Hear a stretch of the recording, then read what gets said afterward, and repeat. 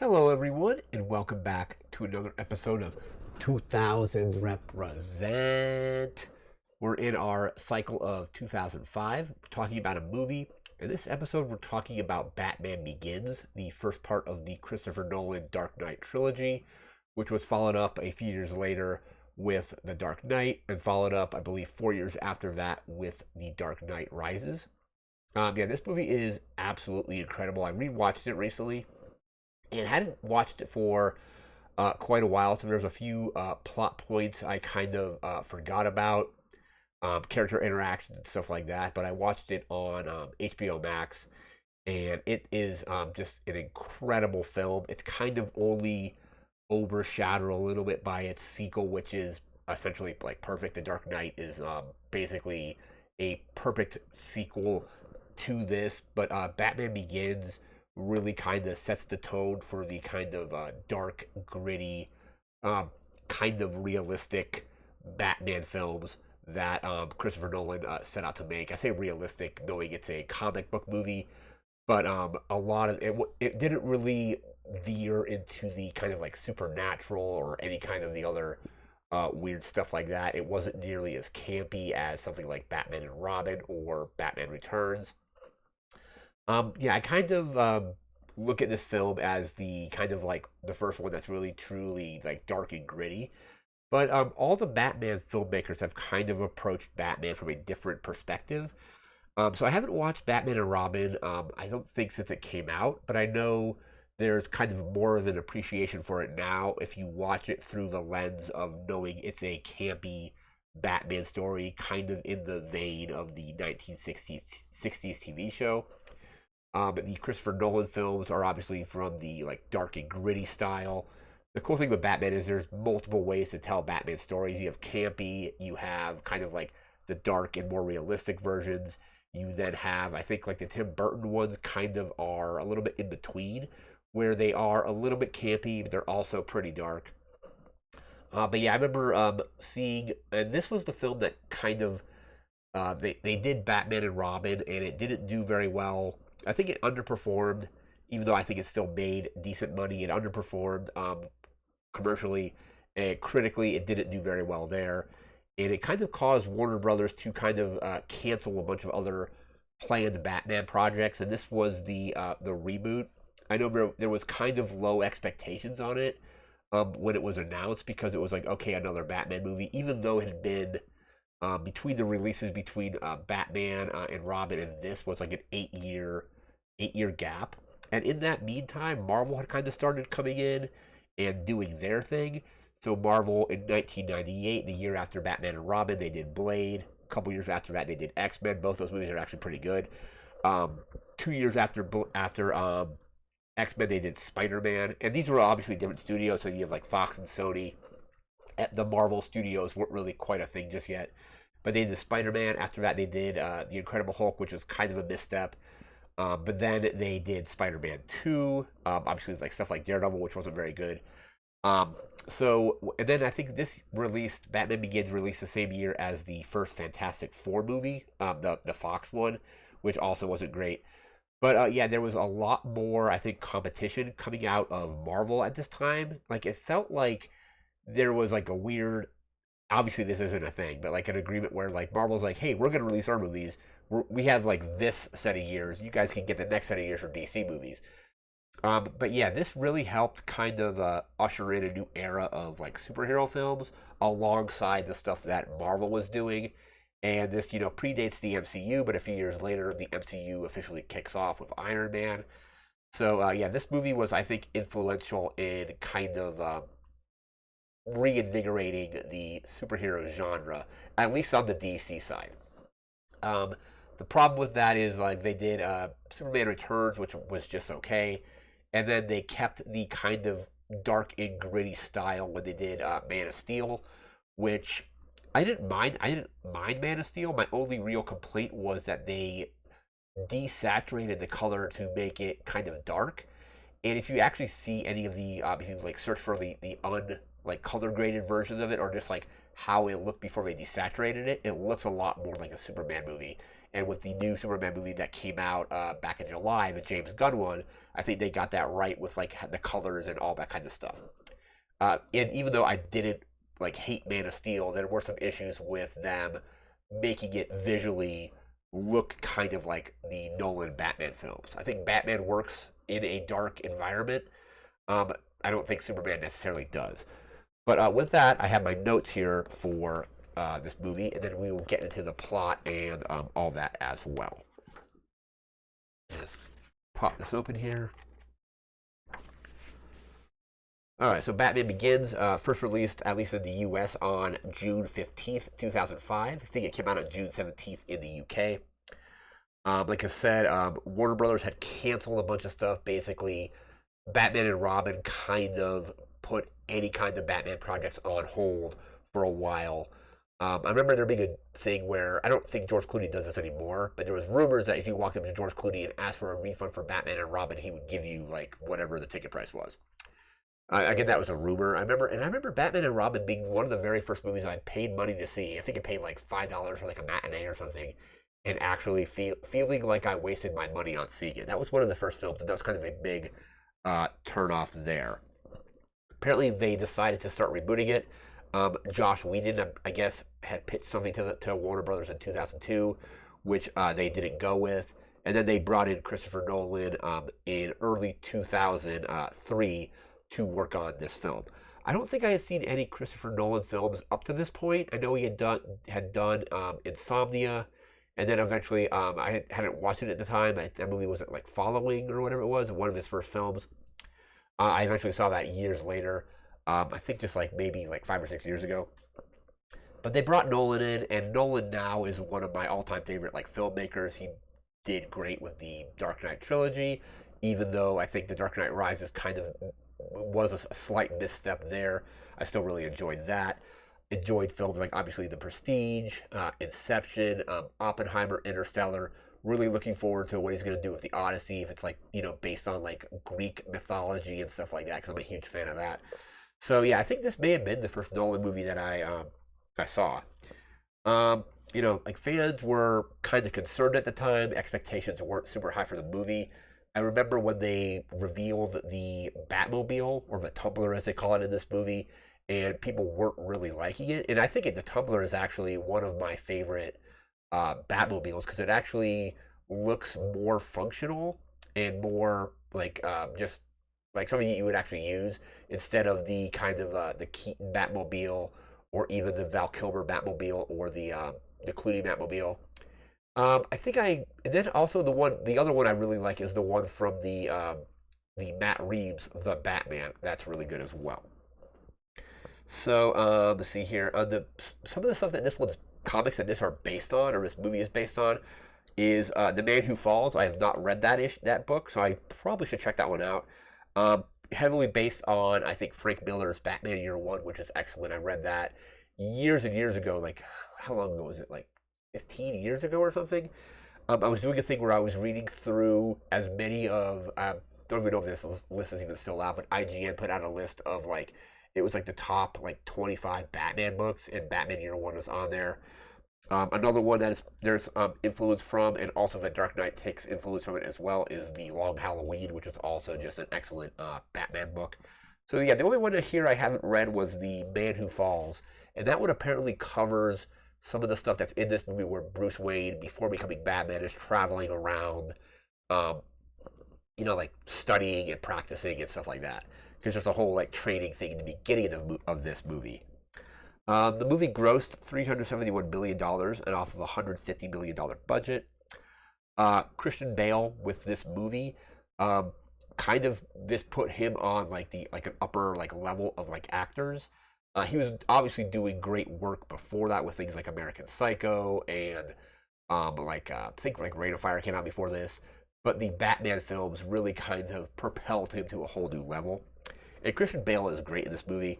One thing I wanted to talk about was, I think Christian Bale is my favorite Bruce Wayne out of the actors. Don't necessarily know if he's my favorite Batman. I don't know like who is a better Batman necessarily. But I think the harder role to actually pull off in a Batman movie is the role of Bruce Wayne. because like Batman is just gotta like wear the mask and be like tough and beat people up essentially. But yeah, Christian Bale does a perfect job of, especially in the sequel, like walking the line between being Batman and being Bruce Wayne, being the billionaire playboy, and then also being this like tortured soul essentially. And he definitely leads more to the tortured soul stuff of Bruce Wayne in The Dark Knight. But you see it here as well when he is before he becomes Batman. He wants to shoot Joe Chill and kind of stuff like that. So yeah, I think like if we want to just go through, we have Adam West, great Batman, pretty good Bruce Wayne in the TV show and the original Batman movie. I forget what year it came out, but yeah, that Batman or not animated, the TV show had a movie. Yeah, Michael Keaton. I think he was a good Batman. He was just okay as Bruce Wayne for me. Val Kilmer, decent Bruce Wayne, and probably just like an okay Batman. George Clooney, kind of like not great at either, I don't think. Um, and there wasn't really much of a differentiation between, I think, his Batman and his Bruce Wayne.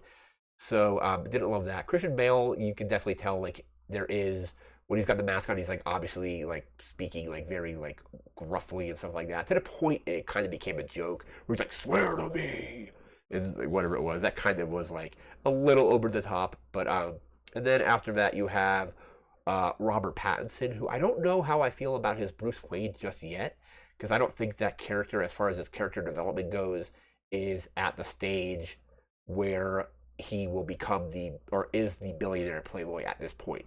So I think, and it was only one movie, I can't really judge that. I did really like his portrayal of Batman, though.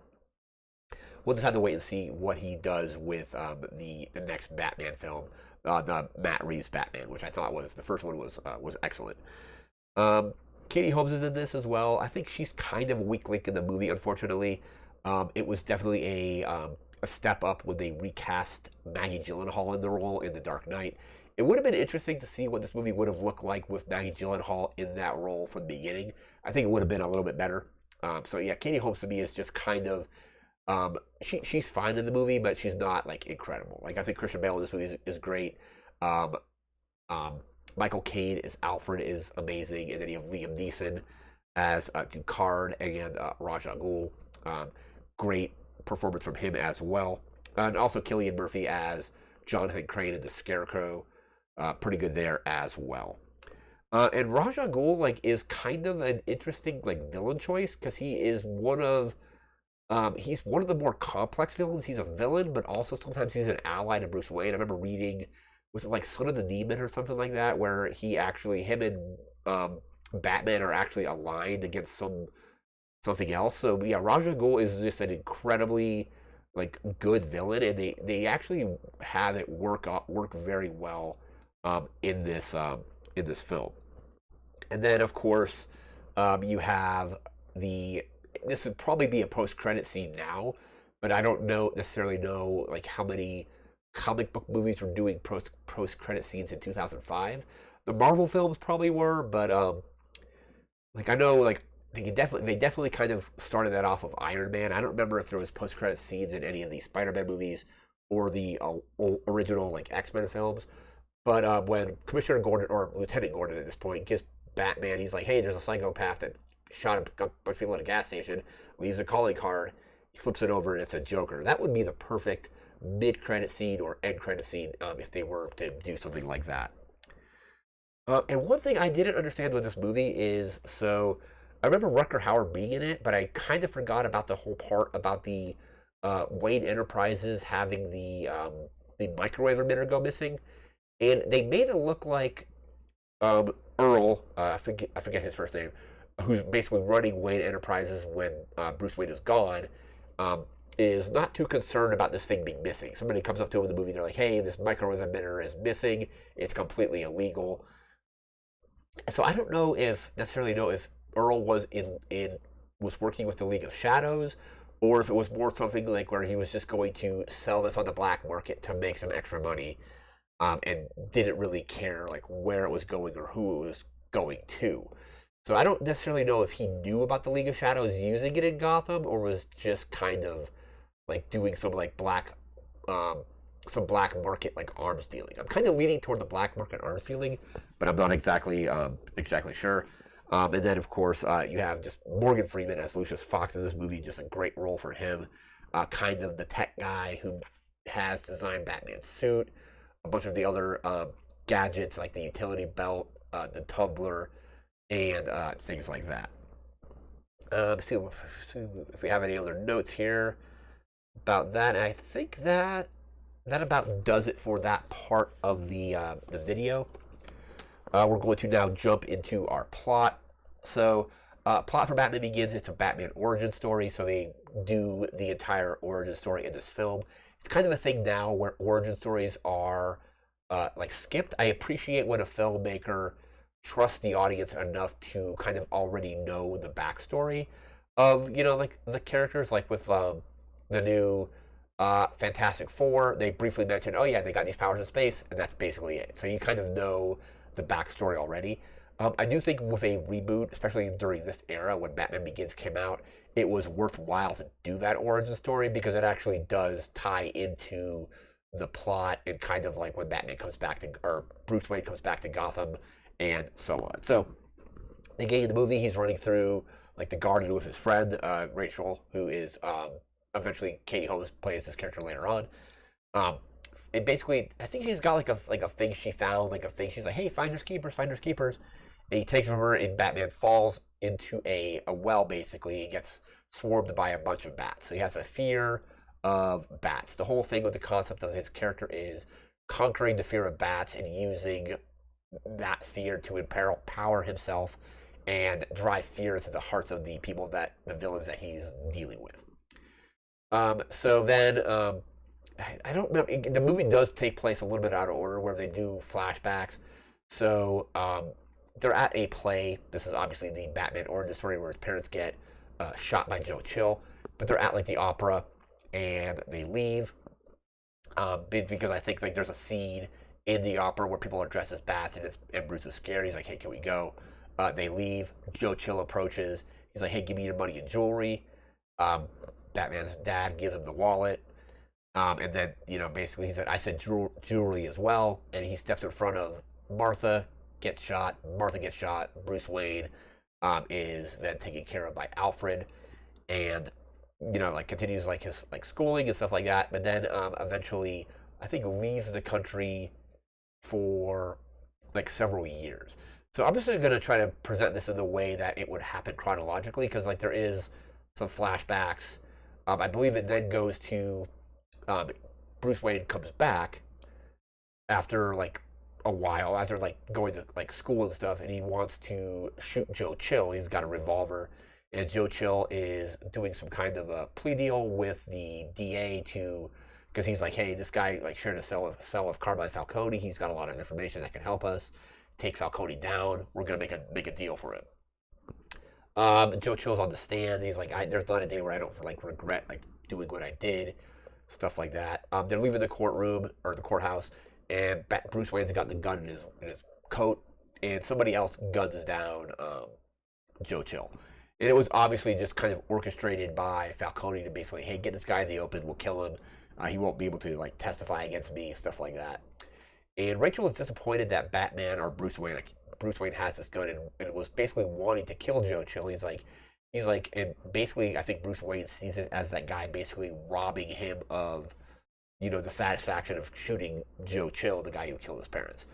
Batman, I think, then like leaves the country for like several years, and this is where he gets trained. He's in like a prison at one point, and there's like a fight breaks out. One of my favorite scenes in the movie, and he beats a lot of people up, and then he gets drug off to a different cell. And they're like, "Hey, this is for protection." And Bruce Wayne's like, "I don't need protection." And the guards that are dragging him away is like, "No, but they do." So gets thrown in this jail cell, meets Ducard, who is played by Liam Neeson, takes a mentoring role for him, training him in like hand-to-hand combat, training him in basically like ninjutsu techniques, things like that. But yeah, at one point he's like, "Hey, like if you could like," before that he's like, "Go to the eastern slope of this mountain, pick this flower, and bring it to this monastery. Then you'll get trained." So basically, this flower, he finds it, carries it up there, and then starts his training with Ducard and the League of Shadows, led by Ra's al Ghul, who I believe is played by Ken Watanabe, who shows up again in Inception. Don't know what other Nolan films he's been in, but he was also really good in the Godzilla films, where I think he's the one that's like let them fight or whatever it was when it's Godzilla and the kaiju or whoever it was. But he gets trained in the League of Shadows.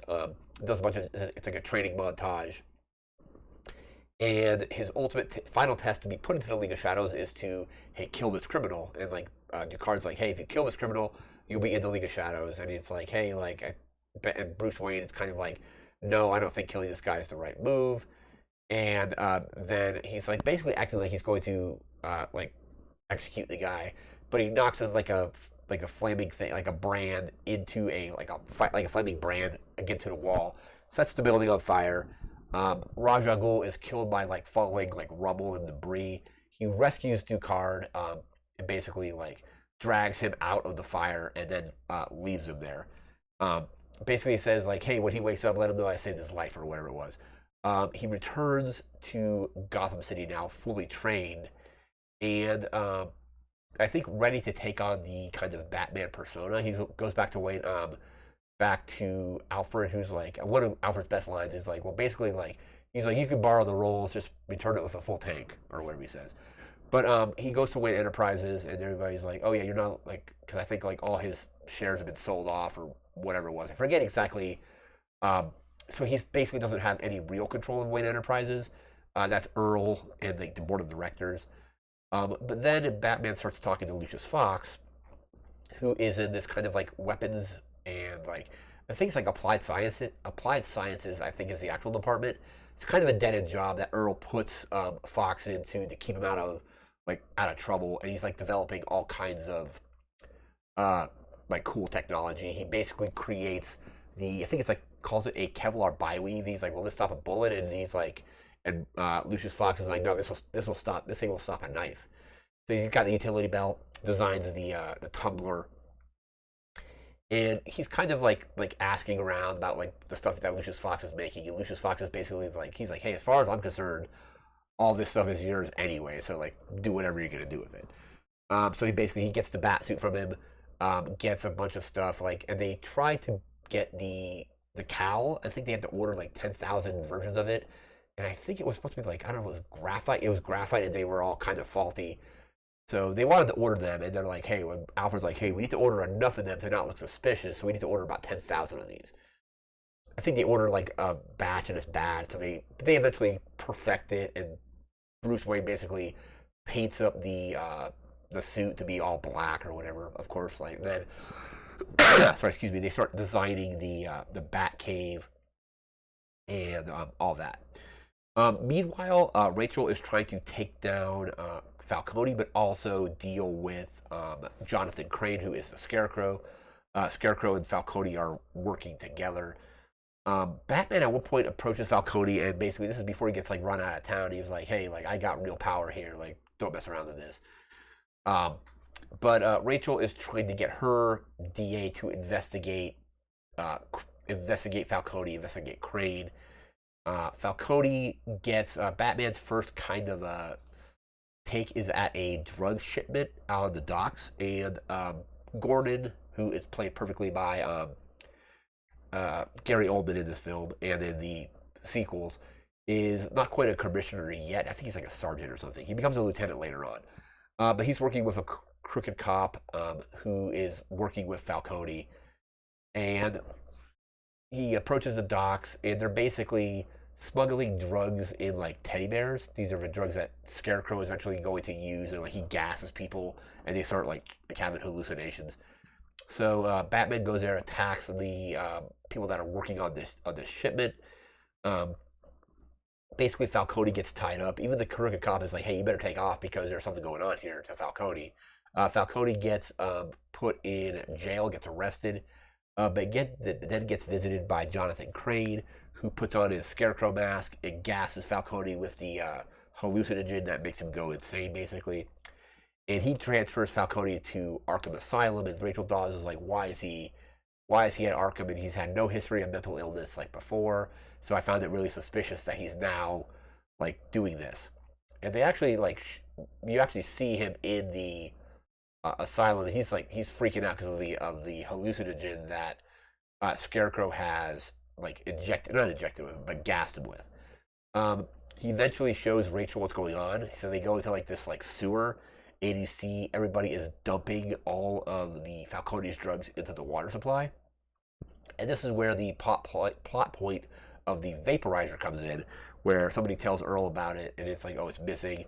Like again, I think he was just doing some black market dealings, not really knowing he was working with the League of Shadows. But the League of Shadows' plan is to take this vaporizer, vaporize Gotham's water supply, which has been laced with this drug that the Scarecrow's created, to cause basically just mass panic and mass hysteria, and have Gotham just tear itself apart from the inside out, essentially. And that's kind of the whole thing with the League of Shadows is like they're like, hey, when Rome, we're the ones that burned down Rome. We're the ones that like created like the Black Plague. He's like, when a city gets too decadent for its own good, we step in and like restore the balance, kind of thing.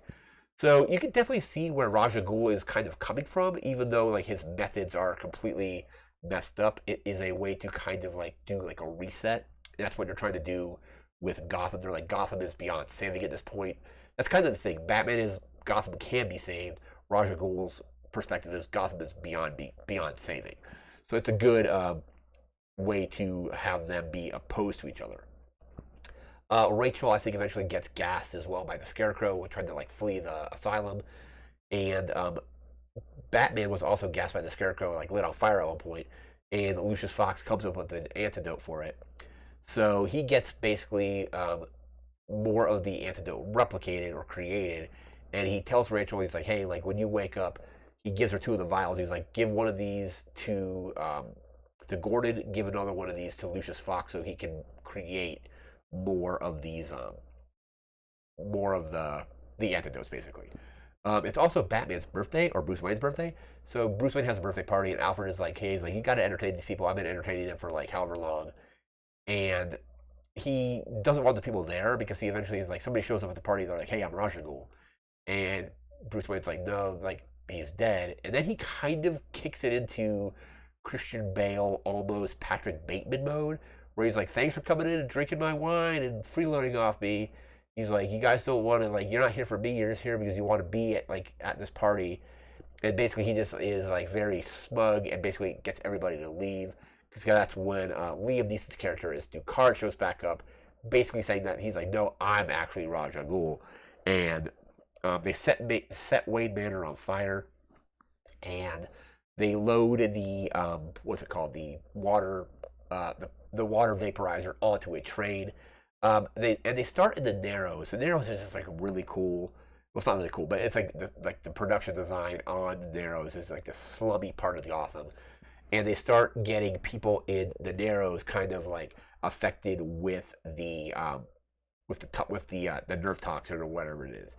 At one point, you see the Scarecrow like appears as like a flaming horse. It's kind of awesome. He gets like tasered by Rachel, and he kind of goes off and does whatever. But a lot of people in the Narrows start kind of just like going insane. And the thing is, if they load the vaporizer onto the train, they're going to basically use it on the city's main water supply, which is located under Wayne Tower. So there's a huge battle on the train where Batman is trying to get to it. Commissioner Gordon is taking the Batmobile, and he is trying to use it to derail the train, essentially, by like firing at the support struts and having the train crash. Because if the train gets to Wayne Tower, it'll vaporize the entire water supply, and the entire city of Gotham will go insane and tear itself apart. So, and then like so, he's dealing with Ducard on the train, and they get to a point where the train is now, the track is out because Gordon has destroyed it. And it's a great line from Batman where he's like, I'm not going to kill you, but I also don't have to save you either. Kind of escapes, lets the train crash, disaster averted, basically. And after that, they start obviously rebuilding Wayne Tower, and it's kind of funny. They go to back to Wayne Enterprises, and now Bruce Wayne, since Earl, played by Rutger Hauer, took the company public. Bruce Wayne ended up buying the majority of those shares and is now basically the the primary shareholder of Wayne Enterprises, putting him back in charge. He fires Earl, because at one point Earl had fired Lucius Fox for asking too many questions, because it feels like Earl was trying to cover up the entire thing with the water vaporizer. So he walks into a meeting. Earl walks in there, and you see Lucius Fox handing out memos, or probably like the plan for the day kind of thing, at their meeting. And he goes and he's like, I fired you. And he's like, well, I was rehired, and I got a new job. He's like, I actually got your job. He's like, did you not get the memo? Yeah, because he got obviously fired by Bruce Wayne, and then Lucius Fox got promoted to that position by Bruce Wayne. So Bruce Wayne's in charge, but like Lucius Fox is like the CEO or whatever it is. After that, Rachel and Bruce kind of say like they can never really be together like because the city needs Batman. Because Rachel knows who Batman is, because he says it's not what I am. It's like what I do with my like self, or whatever the line was that Rachel used to Bruce Wayne earlier in the movie. He turns that around and basically uses that as a way to let her know that he is Bruce Wayne and he is also Batman. So they can't get together. The part of the huge plot point in The Dark Knight is him struggling with wanting to be with Rachel, but also wanting to protect Gotham and wanting to step away from being Batman. Because like the whole thing with Harvey Dent is, if Harvey Dent can save Gotham, I don't need to be Batman, and I can be with Rachel. And even though that ends up obviously not working out, then at the end of the film, it's, I forget how much time has passed, but Gordon meets up with him. Now he's a lieutenant. He's like, hey, like you donning this cape and stuff has brought out a bunch of other criminals. He's like, we got a double homicide at a convenience store with armed robbery with a guy who leaves a calling card, and he flips it over. And the perfect way to introduce the Joker for the next film, played iconically, of course, by Heath Ledger. But yeah, he's obviously not in this film, but like they tease the Joker being the villain in the next film. One thing I really liked about this film, and I don't like this generally when they do this in superhero films, is when there is too many villains, you get like villain creep. I should have mentioned this earlier, but there's a whole thing with villain creep. They did it in the definitely in Batman and Robin. Definitely started doing it in Batman Forever, and maybe even you can even argue that it was happening in Batman Returns. So Batman Returns, you have the Penguin, you have Catwoman, and you have Max Schreck as villains. You have basically Christopher Walken as Schreck, or Max Schreck. You have Catwoman, and you have the Penguin. So you could argue it started there. But then in Batman Forever, you have the Riddler, you have Two-Face, and then in Batman and Robin, you have Bane, Poison Ivy, and Mr. Freeze. This movie also essentially has three villains. If you go with the Scarecrow, you go with Carmine Falcone, the kind of crime boss, and then you go with Ra's al Ghul. But the thing is that it actually, like, the villain creep in this movie actually works, so that they're all working somewhat together, and it kind of made the villain creep not feel as like forced, like, or shoehorned that some of the other, like in Batman and Robin, and especially maybe like I said, Batman Returns, Batman and Robin, Batman Forever, they feel like some of the villains were definitely shoehorned into those movies, where it doesn't feel like that with Batman Begins. Like you have Carmine Falcone, the street level kind of villain who is, pushing drugs on Gotham and stuff like that. You then have Jonathan Crane, who's working with the League of Shadows, and in turn working with Falcone to get on the drugs. And then you have the master planner behind the whole thing with Ra's al Ghul. So it ended up actually really working well in this film. All right, but with that said, that is going to do it for this episode. Batman Begins is just a fantastic film. Like I said, it's only overshadowed by its sequel. And then I think there was a slight misstep with The Dark Knight Rises, but The Dark Knight Rises is still really good. The Nolan trilogy, even with some of like the slight missteps in The Dark Knight Rises, is still an amazing trilogy of films. Obviously, highly recommended, of course. But yeah, that's going to do it for now. So remember to like, comment, share, and subscribe. We'll see you again in a week from now with a 2005 video game. And then we'll be jumping into 2006 after that. So thanks again for watching. Take care and have a good one. See ya.